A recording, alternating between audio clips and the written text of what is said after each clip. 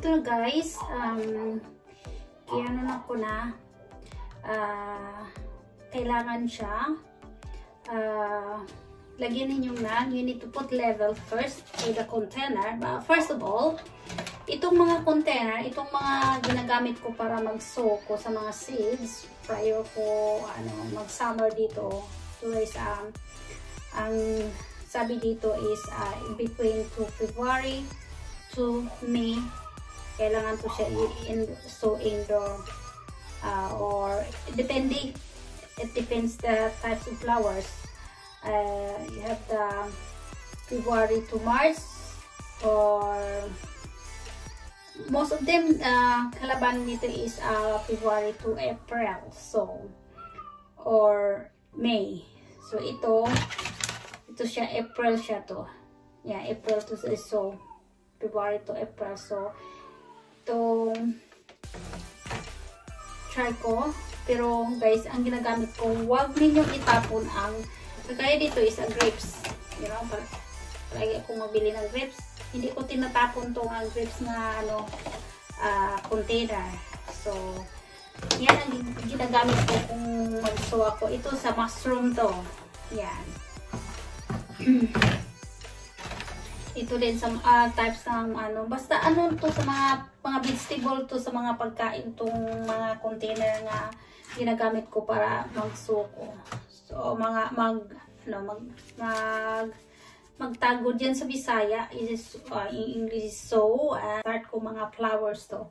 So next kong episode is vlog is mga vegetable. So ito lang pagkasyahan ko to. So next kong gagawin guys is sinaseparate ko yung ganito. Next kong gagawin, mag-ready ako sa compost, sa soil. So kailangan natin ilagay natin ang soil dito sa ating container para tagod sa magluyong sa mga tiny maliliit na mga seeds, mga liso. Yan, kailangan natin ang compost din or ang soil din is very fine siya. Wala siyang malaki na mga bits. Yan ang technique ng mag-sow kayo para ang mga tiny nga seeds hindi siya matakpan o hindi siya madiretso siyang lumalabas. Yan. So, yan, mag-ready ako sa soil, sa compost. Yan. So, din kailangan din mas mabuti parang moist ang soil ang gagamitin nyo. So, yan, mag-ready. Punta ako sa labas, magkuha ako ng compost. So, kita ko sa inyo paano ko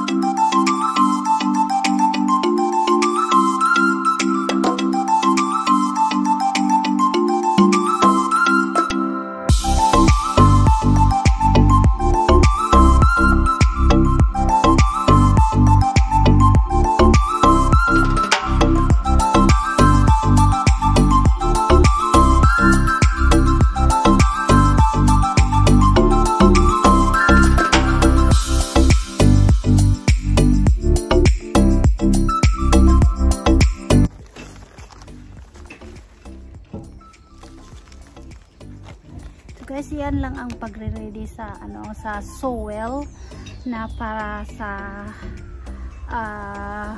mag-indoor sow ka sa mga seeds, especially sa very tiny, small na seeds.